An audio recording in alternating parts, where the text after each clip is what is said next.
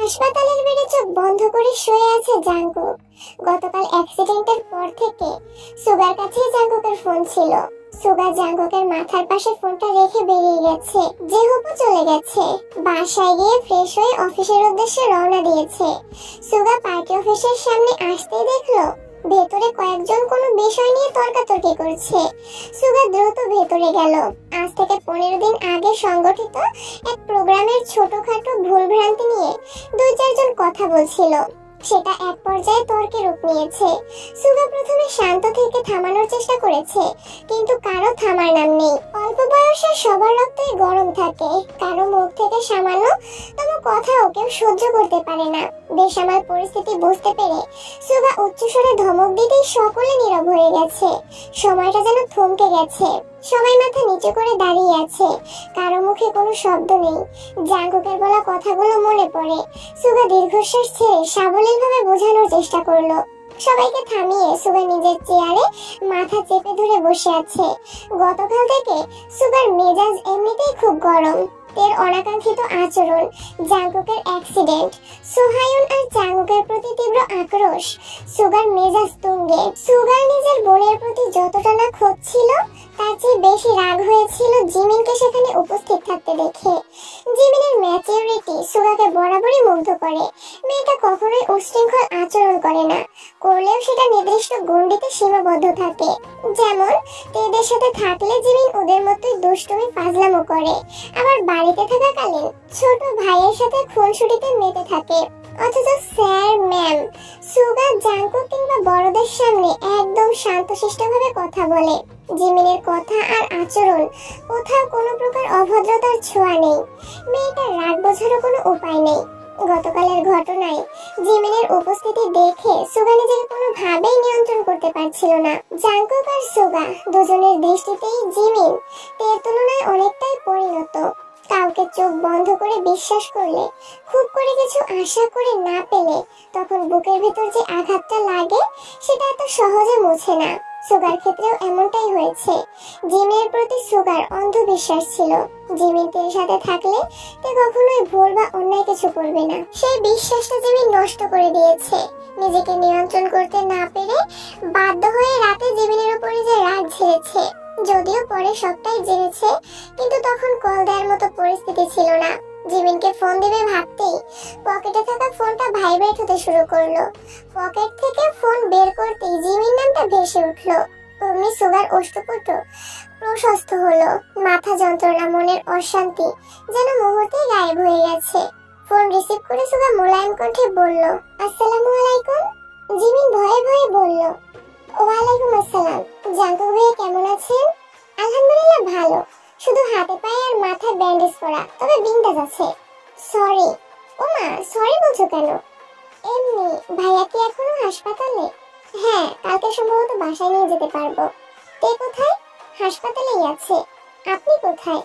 আমি পার্টি অফিসে আসছি। তুমি কি করতেছো? ভার্সিটিতে আসছি। তে কি আজ বাসায় যাবে না? ও মনে হয় বাসায় ফোন রেখে আসছে, কথা বলতে পারছি না। আমি হাসপাতালে গিয়ে বোনকে ফোন দেব নে, তখন কথা বলে নিও। আচ্ছা, আরেকটা কথা জিজ্ঞেস করব? তোমার বন্ধুদের কথা বাদ দিয়ে যা ইচ্ছা জিজ্ঞেস করতে পারো। জিমিনের মুখ বন্ধ হয়ে গেছে। গত রাতেই সুগা নিষেধ করেছিল, কিন্তু ভার্সিটিতে এসে দুই বন্ধুকে না পেয়ে জিমিনের মনটা খুঁতখুত করছে। তাই সুগাকে জিজ্ঞেস করবে ভেবেছিল, অথচ সুগা আগে থেকেই সাবধান করে ফেলেছে। জিমিন ধীর কণ্ঠে বলল, আচ্ছা রাখি এখন। কি যেন জিজ্ঞেস করতে চেয়েছিলে? কিছু না, ভালো থাকবেন। সুগা মুচকি হেসে বলল, তুমিও ভালো থেকো, আর কোনো সমস্যা হলে জানিও। জিমিন কল কাটতে কাটতে ঘুরতে নিলে আচমকা এক ছেলের সঙ্গে ধাক্কা লাগতে যাচ্ছিল। ছেলেটা দ্রুত সরে গিয়ে ভারী কণ্ঠে বলল, এই যে খোকি, কানা নাকি? দেখে চলতে পারো না? জিমিন ফোন কানে নিয়ে চোখ তুলে তাকালো। ছেলেটা বেশ ফর্সা, জিমিনের তুলনায় হাইট অনেকটাই বেশি। চোখে সাদা গ্লাস, চুলগুলো গোছানো, পরনে শার্ট, তার উপর অ্যাপ্রন। জিমিন ছেলেটার দিকে তাকিয়ে কপাল কুঁচকালো। ছেলেটা বিপুল চোখে জিমিনের দিকে তাকিয়ে মুচকি হাসলো। সুগা ফোনের ওপাশ থেকে গম্ভীর কণ্ঠে শুধালো, কে ধমক দিয়েছে? চিনি না, রাখছি এখন। ছেলেটা কয়েক মুহূর্ত স্থির থেকে জিমিনের দিকে তাকিয়ে তাকিয়ে চলে যাচ্ছে। জিমিনও সূক্ষ্ম নেত্রে ছেলেটার দিকে তাকিয়ে আছে। ছেলেটার চালচলনের হঠাৎ পরিবর্তন দেখে জিমিনের মনে খটকা লাগছে। তাছাড়া জিমিন সেখানে দাঁড়িয়ে ছিল, সেইখানটা দিয়ে সচরাচর কেউ হাঁটাচলা করে না। তবে ওই ছেলে কেন এদিকে আসবে? ছেলেটাকে দেখেই বোঝা যাচ্ছে ক্লাসের দিক থেকে সিনিয়র হবে, কিন্তু আগে কখনো এই ছেলেকে দেখেছে কিনা সেটা মনে করতে পারছে না। ছেলেটা অনেকটা দূরে চলে গেছে। জিমিন আবারও ঘাড় ঘুরিয়ে তাকালো। জিমিনের হঠাৎই সুহায়নের সাথে প্রথম দেখার ঘটনা মনে পড়ে গেছে। সুহায়ন ইচ্ছাকৃত ধাক্কা দিতে এসে নিজেই যেমন ভাব নিয়েছিল, তেমনই এই ছেলেও নিজে অন্য রাস্তায় এসে আবার ধমক দিয়ে বসলো। জিমিনের এখন নিজের উপর বড্ড রাগ হচ্ছে। একটু আগে বিষয়টা খেয়াল করলে ছেলেটাকে অন্ততপক্ষে দুটো কথা বলতে পারতো। সুগা পুনরায় কল করেছে। জিমিন কল রিসিভ করা মাত্রই সুগা আতঙ্কিত কণ্ঠে শুধালো, কি হয়েছে? কে কি বলেছে? আরে তেমন কিছু না, সত্যি কথা বলো, আসবো আমি? আরে না, সত্যি কিছু হয়নি, আপনার আসতে হবে না। Are you sure? ইয়েস। আচ্ছা ঠিক আছে, ক্লাস শেষে বাসায় চলে যেও। জি আচ্ছা, রাখছি। জিমিন কল কেটে আবারও তাকালো। ততক্ষণে ছেলেটা কোথাও যেন চলে গেছে। এর মধ্যে বয়ং আর ইয়েজিন এসে জিমিনের মাথায় কাটটা মেরে উত্তেজিত কণ্ঠে প্রশ্ন করলো, কি রে, তুইও কি জ্যাকসন ভাইয়ের প্রেমে পড়েছিস? জিমিন কপাল কুঁচকে রাশভারী কণ্ঠে শুধালো, জ্যাকসন ভাই আবার কে? এই যে একটু আগে যার সাথে কথা বলছিলি, যার দিকে এইমাত্র তাকিয়েছিলি, তিনি হচ্ছেন জ্যাকসন ভাইয়া, চতুর্থ বর্ষের কেমিস্ট্রি ডিপার্টমেন্টের ফার্স্ট বয়। উনি যে কত মেয়ের ক্রাশ তার কোনো হিসেব নেই, এমনকি আমারও ক্রাশ। তা কি কথা বলছিলি রে? কোনো কথাই বলিনি, তোর ক্রাশের সাথে কথা বলতে আমার বয়েই গেছে। আরেকটা কথা, তোর ক্রাশের ক্যারেক্টারে সমস্যা আছে, বুঝলি? বইয়ং দাঁতে দাঁত চেপে কটমট করে বলল, তুই আমার ক্রাশকে নিয়ে একদম বাজে কথা বলবি না, বলতে চাইও না, এমনকি তোদের সাথে কথা বলতে চাই না, বাই। জিমিন ক্লাসে চলে গেছে। জিমিনের পিছু পিছু ইয়েজিন আর বইয়ংও ছুটছে। এদিকে কিম নামজুন চলে যাওয়ার পর আরো 2-3 ঘন্টা কিম তেহি হাসপাতালে ছিলেন। জাঙ্গুককে যতটা সম্ভব বুঝিয়েছেন। জিন আজ কম বেশি কথা বলেছেন, ইয়ঞ্জনের সাথে পরিচিত হয়েছেন। প্রায় 1টার দিকে ওনারা বাসার উদ্দেশ্যে চলে গেছেন। জিন আর ইয়ঞ্জন দুজনেই বাসায় যাওয়ার জন্য বলেছেন, কিন্তু প্রত্যুত্তরে কিম তেহি কিছুই বলেননি।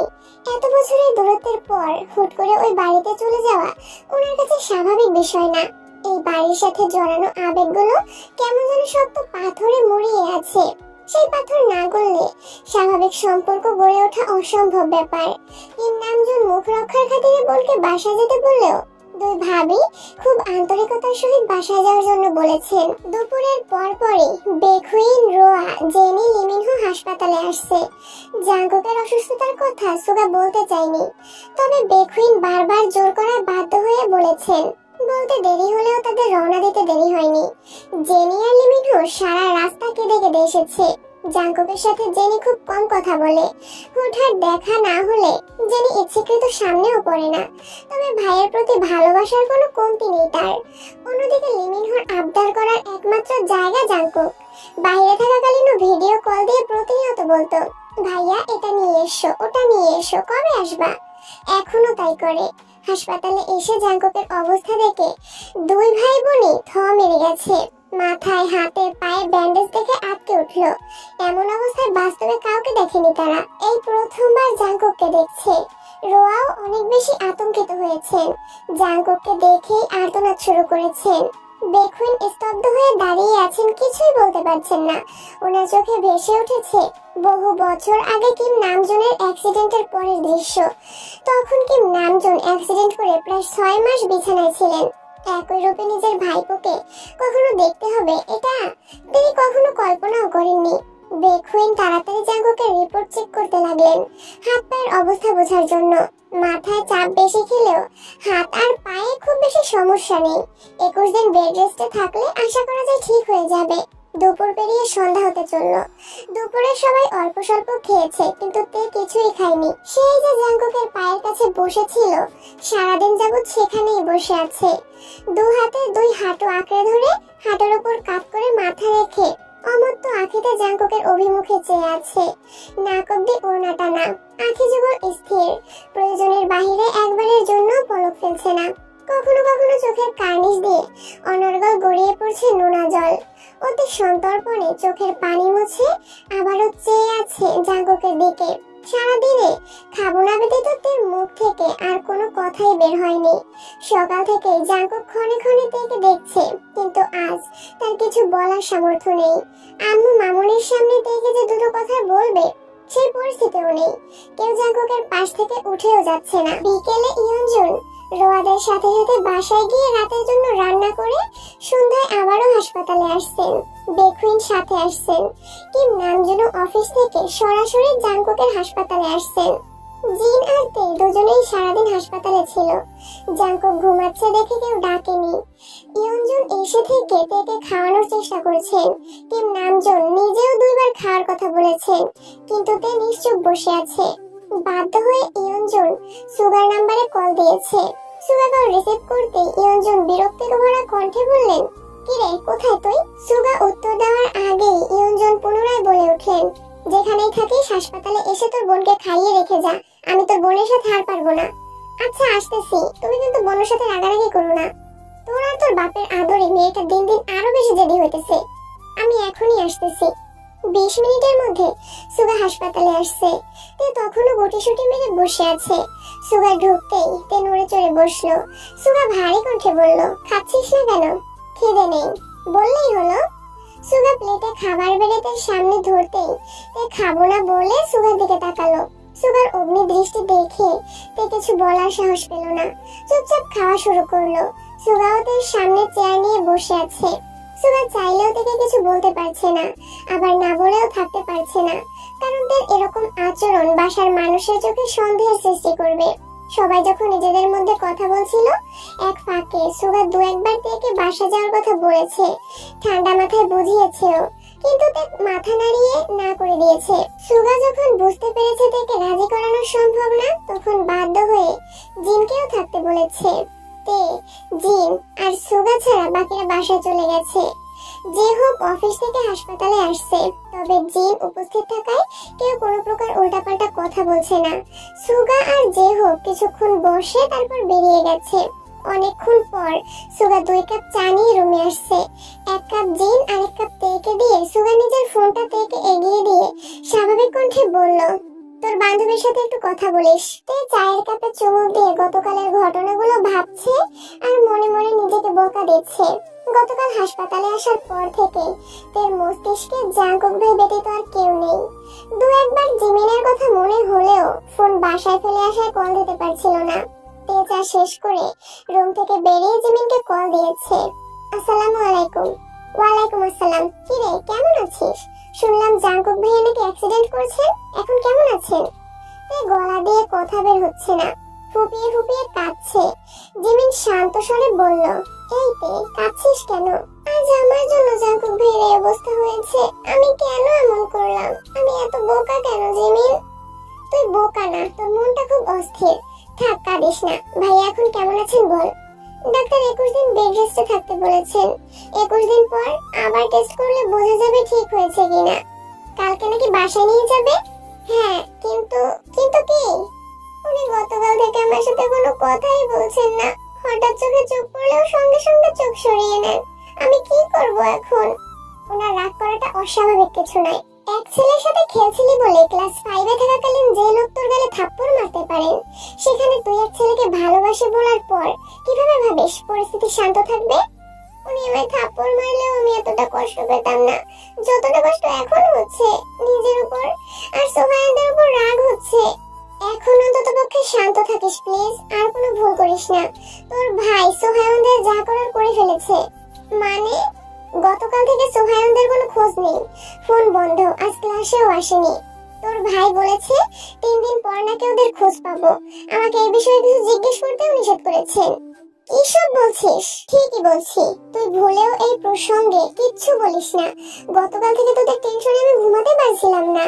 তে আর জিমিন প্রায় 30 থেকে 40 মিনিট কথা বলার পর ফোন রেখে সুগাকে ফোন দিয়ে আসছে। কোন রকমের রাত কাটিয়ে সকাল থেকে জাঙ্কুকে বাসায় নিয়ে যাওয়ার তোড়জোড় লেগেছে। ডাক্তার চেক আপ করে রিলিজ দেওয়া মাত্রই বাসার উদ্দেশ্যে রওনা দিয়েছে।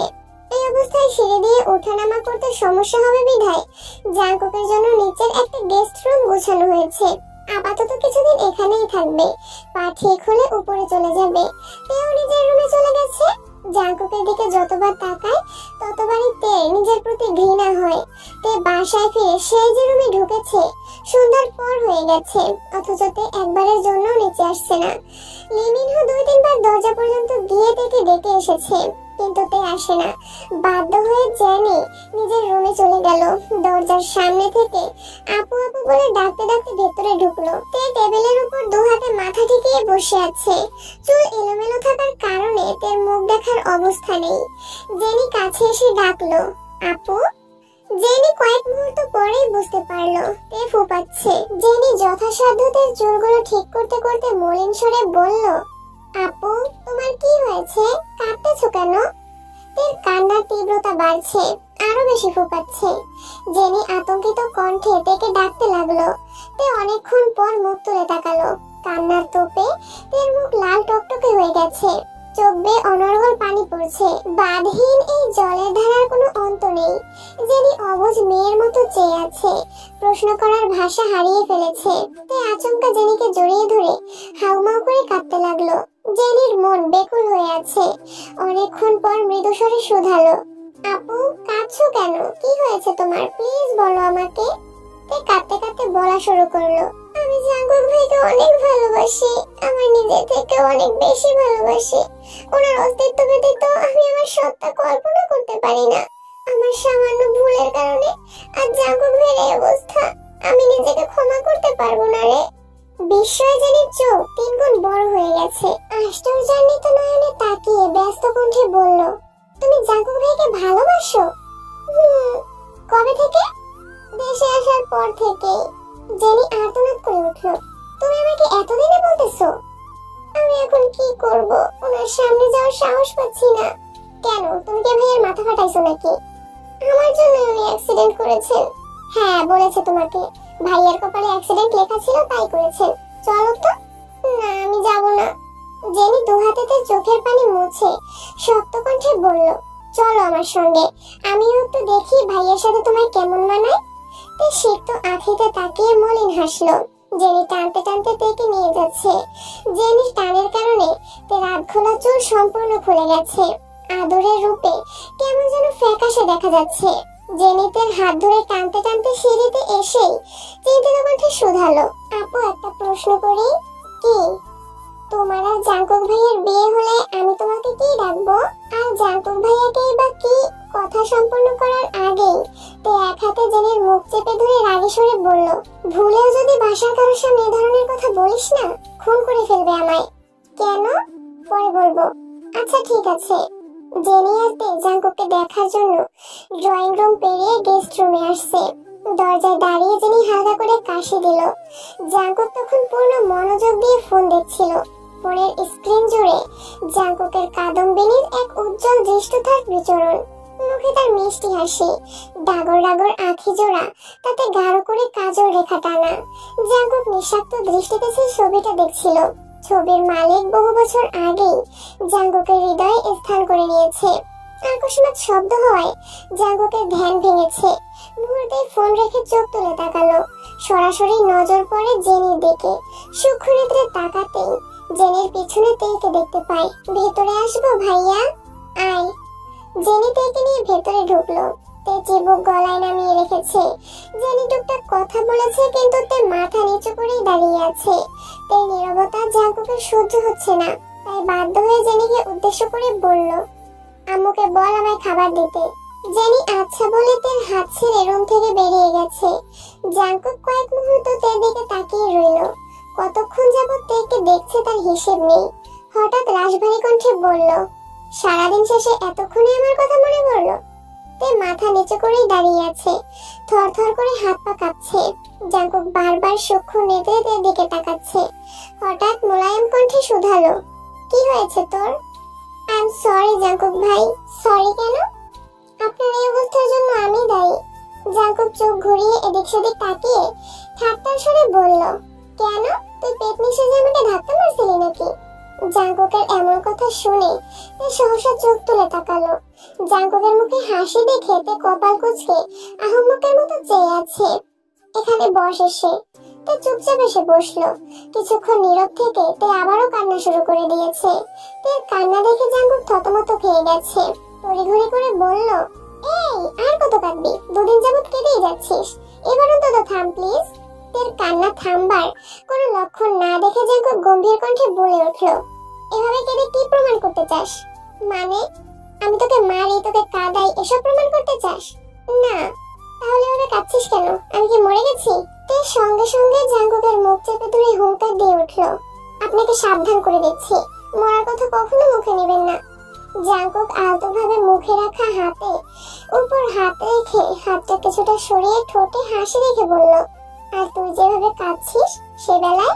তে কাঁদতে কাঁদতে আবারও বলতে শুরু করলো, আমি ভুল করেছি, আমায় মাফ করে দেন প্লিজ। আমি আর কখনো এমন কাজ করবো না। সুহায়নদের সঙ্গে আর কখনো কথা বলবো না, কারোর সাথে মিশবো না। ভুল তুই না, বরং আমি করেছি। আমার সেদিন বড় ভাইয়ের দায়িত্ব পালন করা উচিত ছিল। মানে আমার উচিত ছিল সামনে দাঁড়িয়ে সুহায়নদের প্রপোজ করার স্টাইলটা দেখা, তাকে সাপোর্ট করা। আমার আসলে ওইভাবে রিঅ্যাক্ট করা ঠিক হয়নি। সরি, আমি সুস্থ হলে তাকে বলিস আবার তোকে প্রপোজ করতে। জীবনেও না, আমি আর কথাই বলবো না। আর আপনি প্লিজ আজে বাজে কথা বলবেন না। আজে বাজে কথা কি বললাম? কিছু না। এমন সময় জেনি খাবার নিয়ে ভেতরে ঢুকলো। জাঙ্কুকের হাতে তের হাত দেখে জেনি জোরে গলা খাকারি দিয়ে, আমি কি আসতে পারি? জাঙ্কুক তড়িঘড়ি করে তার হাত ছেড়ে দিল। তেও কিছুটা নড়েচড়ে বসেছে। জেনি খাবার টেবিলে রেখে যেতে যেতে ঠাট্টার সুরে বলল, আমি এখন চলে যাচ্ছি, পরে আবার আসবো কিন্তু। তে টেবিল থেকে প্লেট নিয়ে জাঙ্কুকের দিকে এগিয়ে ধরলো। খাইয়ে দেবে নাকি জাঙ্কুক ভাই নিজে নিজে খেতে পারবেন এ নিয়ে কনফিউশনে পড়ে গেছে। জাঙ্কুক ভ্রু কুঁচকে ভারী কণ্ঠে বলল, খাইয়ে দে। আমি খাইয়ে দেব? আশেপাশে কি আমার বউকে দেখতে পাচ্ছিস? পেলে আমার বউকে প্লেটটা দে, সেই না হয় খাইয়ে দেবে। তে ফোঁস করে শ্বাস ছেড়ে রাগে স্বরে বলল, হয়েছে, বউকে খুঁজতে পারবো না। সারাদিন বউ বউ করলে আমি বরাবর কাছে বিচার দিব। কি বিচার দিবি? বলবো আপনি পাগল হয়ে গেছেন। বলিস, আমিও বলবো। কি বলবেন? তোকে যে রাস্তাঘাটে মানুষ প্রপোজ করে বেড়ায় সেটাই বলবো। আমাকে প্রপোজ করেনি, আর যদি করেও তাতে আপনার কি? আপনার মতো না তো। আপনি যে গোপনে বউ বাচ্চা রেখেছেন, তার মানে আমার বউ বাচ্চা আছে এটা তুই মেনে নিচ্ছিস? না, জীবনেও মানবো না। এখন কি খাওয়াবেন? তে জাঙ্কুককে মুখে তুলে খাইয়ে দিচ্ছে। ফাঁকে ফাঁকে জাঙ্কুক ফুপির বিষয় নিয়ে টুকিটাকি কথা বলছে। এখন বাসায় আনলে ঠিক হবে কিনা, কিভাবে আনবে সে বিষয়ে কথা বলছে। এর খাওয়ানোর শেষে চলে যেতে নিলে জেনি আবারও ছুটে আসছে। মিটিমিটি হেসে বলল, এত তাড়াতাড়ি খাওয়ানো শেষ? তে জেনির মাথায় গাঁটটা মেরে রাগে সরে বলল, রুমে চল, তোর ঠোঁট দুটো সেলাই করতে হবে। ভাইয়া এখন ঘুমাও তুমি, আমরা চলে যাচ্ছি। এরা যাওয়ার কিছুক্ষণ পর কিম নামজুন জাঙ্কুককে দেখতে রুমে আসছেন। সাথে জিনও এসেছেন। জাঙ্কুক কিম নামজুনের উদ্দেশ্যে বলল, আব্বু একটা কথা বলবো। বলো। আপনি কি ফুপিকে বাসায় আনতে চাচ্ছেন? আমি আসতে বলেছি, তার ইচ্ছে হলে আসবে। এভাবে বললে ফুপি কোনোদিনও আসবে না, ভুলে যাবেন না উনি আপনারই বোন। আপনি যদি সত্যি চান ফুপি বাসায় আসুক, তাহলে ফোন দিয়ে ভালোভাবে দাওয়াত দেন। ফুপিদের বাসার সবাইকে নিয়ে আসতে বলুন। আর যদি না চান তবে ভবিষ্যতে আমার মুখ রক্ষার্থে কখনো দাওয়াত দেবেন না প্লিজ। তোমার ফুপিকে আসতে বলেছি, প্রয়োজনে আবার বলবো, কিন্তু তোমার ফুপাকে কিছু বলতে বলো না আমায়। এই একটা মানুষের জন্য আমার পরিবারটা ধ্বংস হয়ে গেছে, তাকে কখনোই ক্ষমা করতে পারবো না আমি। আর কতদিন মনের ভেতরে বিদ্বেষ পুষে রাখবেন? এবার অন্তত সবকিছু ঠিক করে নিন। তোমরা কি চাইছো, আমি নিজে থেকে সব ভুলে ওই লোকের সাথে কথা বলি? না, মনের বিরুদ্ধে আপনাকে কিছু করতে বলছি না। আপনি ফুপিকে সত্যি বাসায় আনতে চাইলে ফুপিকে কল দিয়ে ভালো মন্দ কথা বলে দাওয়াত দিবেন। বাসার সবাইকে নিয়ে আসতে বলবেন, ব্যাস এতটুকুই। আমার কাছে ওদের কারো নাম্বার নেই, নাম্বার আমি সংগ্রহ করে দিচ্ছি। আচ্ছা ঠিক আছে, দিও। সকালবেলা খাবার টেবিলে জাঙ্কুক আর সোবিন ব্যতীত সবাই উপস্থিত। কিম নামজুন খাবার শেষ করে স্বাভাবিক কণ্ঠেই শুধালেন, তোমাদের ফুপিকে বাসায় দাওয়াত দিতে চাচ্ছি, এ ব্যাপারে তোমাদের কোনো মতামত থাকলে বলতে পারো। খুশিতে গদগদ হয়ে তে বলল, কোনো মতামত নেই, ফুপি আসলেই হবে। আপনার বোনকে আপনি বাসায় আনতে চাচ্ছেন, এ ব্যাপারে আমাদের মতামতের থেকেও আপনাদের মতামতটা বেশি গুরুত্বপূর্ণ। আব্বু, আপনি, কাকামণি, প্রয়োজনে আম্মুরাও আছেন, ওনাদের সাথে কথা বলে আপনারা যে সিদ্ধান্ত নেওয়ার নিতে পারেন। আমরা আমাদের মতো সিদ্ধান্ত নিয়েছি। তাছাড়া তোমার আব্বু আজ আসবে, আবশ্যকতায় আবার আলোচনা করব। কিন্তু আমার কথা হচ্ছে, তারা আসলে তোমরা তাদের সাথে কেমন আচরণ করবে? সুগা মৃদু হেসে বলল, সে বিষয়ে আপনার টেনশন করতে হবে না। আমি, আমার বোনেরা কিংবা লিমিনহো ওনাদের মনে আঘাত দেওয়ার মতো কোনো প্রকার কোনো খারাপ আচরণ করব না। আপনার এবং এই বাড়ির সম্মান রক্ষার্থে আমরা আমাদের সর্বোচ্চটা চেষ্টা করব। জেনি আর লিমিনহো সুগার সঙ্গে তাল মেলালো। জেনি আর লিমিনহোকে তে অনেকদিন আগে থেকেই ফুপির কথা বলেছে, ফুফাতো ভাই বোনদের কথাও বলেছে। তাদের সাথে পরিচিত হতে জেনি আর লিমিনহো খুব এক্সাইটেড। সোবিন দুপুরের পর বাসায় আসছেন। এসে সরাসরি জাঙ্কুকের রুমে চলে গেছেন। কিম নামজনের ছেলের প্রতি অতিরিক্ত ভালোবাসার কারণে জাঙ্কুকে কিছু না বললেও সোবিন একাই সে ঝাঁজ মিটিয়েছেন। টানা 2 ঘন্টা জাঙ্কুকের উপর রাগ ঝেড়েছেন। বহু বছর আগে কিম নামজুন অ্যাক্সিডেন্টের ইতিহাস থেকে শুরু করে বর্তমান পর্যন্ত প্রতিটা ঘটনার নিগুড় বর্ণনা দিয়েছেন। ইয়নজুন 2-একবার থামানোর চেষ্টা করেছেন, কিন্তু এতে লাভ হওয়ার বদলে উল্টো ক্ষতি হয়েছে। সোবিন রাগে আরো কয়েক গুণ বেড়ে গেছে। সুগা যেমন জাঙ্কুকের প্রতি কনসার্ন, তেমনি সোবিন বড় ভাইয়ের প্রতি ভক্ত। কিম নামজুনের এত বছরের পরিশ্রম, এই পরিবারের প্রতি অগাধ ভালোবাসা সবটাই সোবিনের খুব কাছ থেকে দেখা। জাঙ্কুক আর সুগা দুজনের ছন্নছাড়া আচরণে কিম নামজুন আর সোবিন দুজনেই অনেক বেশি চিন্তিত।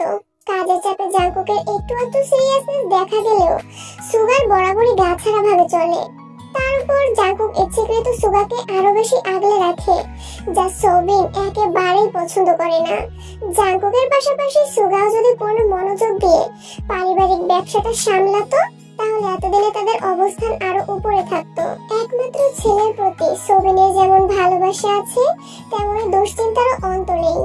জাঙ্কুক পড়াশোনায় ভালো, কাজেও খুব মনোযোগী, কিন্তু সুগা সম্পূর্ণ উল্টো।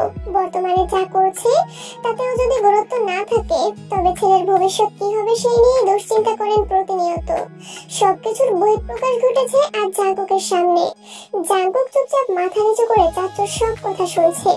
জাঙ্কুক চাইলেও এখন কিছুই বলতে পারবে না। একটা কথা বলতে গেলে সোবিন আরো 10টা কথা শোনাবেন, তার থেকে বরং চুপ থাকাই শ্রেয়। জাঙ্কুক নিজের মনকে বোঝাচ্ছে, জাঙ্কুক আর যাই করিস না কেন, শ্বশুরের সাথে কখনো তেড়ামি করিস না। জাঙ্কুক ধৈর্য রাখতে হবে। 2 ঘন্টা কেন, আরো 3 ঘন্টা বকলেও সহ্য করে নিতে হবে। শ্বশুরকে রাগালে বউ আর নিজের করে পাবি না। So be careful Jungkook. এর মধ্যেই তে জাঙ্কুকের জন্য 1 গ্লাস দুধ নিয়ে আসছে। আব্বুর রাগ দেখে তের হাত পা ঠান্ডা হয়ে যাচ্ছে। দুধ নিয়ে ভেতরে আসবে নাকি চলে যাবে বুঝতে পারছে না। চলে যাওয়ার জন্য 1 পা বাড়িয়ে আবারও দাঁড়িয়ে পড়লো। তে মনে মনে আওড়ালো, আজ আমার জন্যই জাঙ্কুক ভাইয়ের এই অবস্থা। আব্বু নাকি একা বকবেন কেন, আমিও তো বকা খাওয়ার অর্ধেক অংশীদার। তে জিভ দিয়ে ঠোঁট ভিজিয়ে আবারও রুমের দিকে পা বাড়ালো। কারো উপস্থিতি বুঝতে পেরে সোবিন সঙ্গে সঙ্গে ঘাড় ঘুরিয়ে তাকালেন। তের হাতে দুধের গ্লাস থরথর করে কাঁপছে। তে অন্য হাত দিয়ে শক্ত করে গ্লাসটা ধরে রেখেছে। সোবিন তেকে দেখে একটু থামলেন। ফোঁস করে শ্বাস ছেড়ে রাগে স্বরে বললেন, তারা অ্যাক্সিডেন্ট করে এক একদিন এক একজন পড়ে থাকবে, আর ঘর গোষ্ঠী মিলে তাদের সেবা করবে। করো করো, আরো বেশি করে সেবা করো। দুধের সাথে আপেল, আঙুর, কলাও নিয়ে আসতা। একগাল হেসে বলল, সব রেডি করা আছে, দুধ খাওয়া শেষ হলে ওগুলোও নিয়ে আসবো। সোবিন তীব্র বিরক্তি আর বিদ্রুপের স্বরে কথাটা বলেছিলেন, অথচ তে তা বুঝতে না পেরে উল্টো সাবলীল ভঙ্গিতে অচতুর স্বীকারোক্তি দিয়েছে। তের উত্তর শুনে সোবিন কয়েক মুহূর্ত স্তব্ধ হয়ে রইলেন। তে উত্তর দেওয়ার পর নিজে কনফিউশনে পড়ে গেছে। আব্বু কি ঠাট্টা করলো নাকি সিরিয়াসলি বলেছে, এটাই বুঝতে পারছে না। জাঙ্কুকের অবস্থা দেখে মিটিমিটি হাসছে। সোবিন পুনরায় গম্ভীর কণ্ঠে জাঙ্কুকে উদ্দেশ্য করে কি যেন বলেছেন। তে সে কথা বুঝেছে কি বুঝেনি কে জানে, কপাল কুঁচকে গম্ভীর কণ্ঠে বিড়বিড় করে বলল, অ্যাক্সিডেন্টের কারণে যে পরিমাণ রক্ত শরীর থেকে বেরিয়েছে তা পূরণ করতে দুধ, ডিম, ফল খাওয়াবো না তো আপনার বকা খাওয়াবো? সুগা কোথায়? তের চোখ জাঙ্কুকের দিকে পড়তেই দেখলো জাঙ্কুক মাথা দিয়ে না করছে। তে সহসা মাথা নিচু করে উত্তর দিল, জানি না। এর মধ্যে ইয়নজুন ফল সাথে ডিম সিদ্ধ নিয়ে আসতেন। রুমে ঢুকতে ঢুকতে চড়া গলায় বললেন, সুগা যেখানেই থাকুক অন্তত এখন এখানে তাকে ডাকবো না। 2 ঘন্টা যাবত ছেলেটাকে ইচ্ছে মতো কথা শোনাচ্ছেন। আর কত? আপনি এখান থেকে যান, এখন ফ্রেশ হয়ে আসুন, আপনাকে খেতে দিচ্ছি। আর ছেলেটাকেও শান্তিতে খেতে দিন। সুগা ঘন্টাখানেক আগেই বাসায় আসছে। জাঙ্কুকের রুমে আসতেও চেয়েছিল, কিন্তু ইয়নজুন বারণ করেছেন। সোবিনের সামনে জাঙ্কুক আর সুগা দুজনেই গুরুতর আসামি। দোষ যেই করুক না কেন, শাস্তি দুজনেরই প্রাপ্য।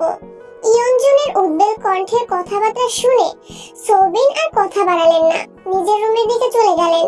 ইয়নজুন জাঙ্কুকের কাছে ফলের প্লেটটা রেখে তাকে উদ্দেশ্য করে বললেন, তুই বরং এখানেই থাক, আমি তোর আব্বুর জন্য খাবার রেডি করি। তে ঘাড় কাত করে হ্যাঁ সূচক সম্মতি জানালো। ইয়নজুন চলে যেতেই জাঙ্কুক ফলের প্লেটের দিকে তাকালো। হিমোগ্লোবিন বাড়ানোর জন্য যে যে ফল বেশি গুরুত্বপূর্ণ সে সব ফল প্লেট ভর্তি করে নিয়ে আসছে। জাঙ্কুক ভাবলেশীন কণ্ঠে বলল, এত ফল আনছিস কেন? কে খাবে? আপনি খাবেন। এত ফল খাইয়ে একদিনে আমার শরীর ঠিক করার প্ল্যান করছিস নাকি? একদিনে না পারি, কিছুদিনে ঠিক করে ফেলবো ইনশাআল্লাহ। এত খেতে পারবো না, যেটুকু পারবো সেটুকুই খাবো। তে মুচকি মুচকি হাসছে। তে রহস্যময় হাসি দেখে জাঙ্কুক ভ্রুযুগল নাকের গোড়ায় টেনে রাশভারী কণ্ঠে শুধালো, এভাবে হাসার কারণ কি? মনের ভেতর কি চলছে? তের মুচকি হাসি প্রখর হলো। বেশ কিছু সময় চললো তের অবাধ হাসি। জাঙ্কুক বিস্তীর্ণ আঁখিতে চেয়ে আছে তার কাদম্বিনীর দুটি নেত্রে। আজ কতদিন পর জাঙ্কুকের প্রিয়তমার অকৃত্রিম হাসি দেখছে, যাতে নেই কোনো রকম কৃপণতা। দীর্ঘ সময়ের হাসির নিমিত্তে তের চোখ দুটো টলমল করছে। গাঢ় কমলা রঙের একটা জামার সাথে সাদার মধ্যে হ্যান্ডপ্রিন্টের একটা ওড়না তের গায়ে জড়ানো। কমলা আর সাদার কম্বিনেশনে তেকে আজ অপরূপা লাগছে। সেই সাথে ঠোঁটগুলো আজ মাত্রাতিরিক্ত লাল দেখা যাচ্ছে। চোখের নিচে কাজল কিছুটা লেপ্টে আছে। নিরবধি হাসির কারণে ঘামে চিকচিক করছে নাকের ডগা। কোন রমণীর প্রেমে পড়ার জন্য এর চেয়ে বড় কারণ বোধ হয় আর হয় না। মুগ্ধতায় জাঙ্কুকের দু চোখ আটকে আছে, নিঃশ্বাস ভারী হয়ে আসছে, বাস্তব আর কল্পনা গুলিয়ে যাচ্ছে। চেষ্টা করেও নিজের হাসি থামাতে ব্যর্থ হচ্ছে। দিশা বিশা না পেয়ে বাধ্য হয়ে নিজের হাতে নিজের মুখ চেপে ধরে হাসি থামানোর চেষ্টা করলো। জাঙ্কুক তখনও নীলের দৃষ্টিতেই চেয়ে আছে। দৃষ্টির গভীরতা জুড়েই অবিশ্রান্ত ভালোবাসার সুবাস। তের মোহমায়ায় জর্জরিত জাঙ্কুকের হৃদয়। তে হাসি থামিয়ে জাঙ্কুকের দিকে তাকাতেই জাঙ্কুক ভ্রুজোড়া নাচালো। তে ঠোঁট বাঁকিয়ে মৃদু স্বরে বলল, আপনি এগুলো খাওয়া শেষ করুন, আমি আসছি। কোথায় যাচ্ছিস? আসতেছি এখনই। তে কিছুক্ষণের মধ্যে দুটো প্লেট হাতে ফিরে আসলো। এক প্লেট ভর্তি ফল আর এক প্লেটে এক হালি সিদ্ধ ডিম। তে ঠোঁটে হাসি রেখে প্লেট দুটো জাঙ্কুকের সামনে রাখতেই জাঙ্কুক বিষম খেয়ে উঠলো। কাশতে কাশতে জাঙ্কুকের অবস্থা খারাপ হয়ে যাচ্ছে। অলরেডি জাঙ্কুকের সামনে এক হালি ডিম, এক প্লেট ভর্তি ফল, তার উপর তে আরো এক হালি ডিম, আরো এক প্লেট ফল নিয়ে আসছে। জাঙ্কুক কাশতে কাশতে বলল, এই এসবের মানে কি? তে হেসে হেসে বলল, এই সবগুলো আপনি এখন খেয়ে শেষ করবেন, আর কোনো কথা আমি শুনতে চাই না। জাঙ্কুক বিপুল চোখে তের দিকে তাকিয়ে আছে। তের যত্ন দেখে মনে হচ্ছে একদিনেই জাঙ্কুককে পুরোপুরি সুস্থ করে ফেলবে। শরীর থেকে যে পরিমাণ রক্ত বের হয়েছে তা একদিনেই পূরণ করে ছাড়বে। জাঙ্কুক তের দিকে তাকিয়ে তাকিয়ে এক গ্লাস দুধ, এক হালি ডিম আর এক প্লেট ফল কোনো রকমে খেয়ে শেষ করেছে। তের সূক্ষ্ম দৃষ্টিতে জাঙ্কুককে পরখ করছে, খাওয়াতে কোনো প্রকার গাফিলতি যেন না করতে পারে। জাঙ্কুক দীর্ঘশ্বাস ছেড়ে বলল, ম্যাম, আমি কি একটু রেস্ট নিতে পারবো? বেশি কষ্ট হচ্ছে? একটু, তবে আপনি বলে শেষ করে ফেলবো। থাক, পরে খেয়ে নিন, এখন আমি আসছি। আচ্ছা।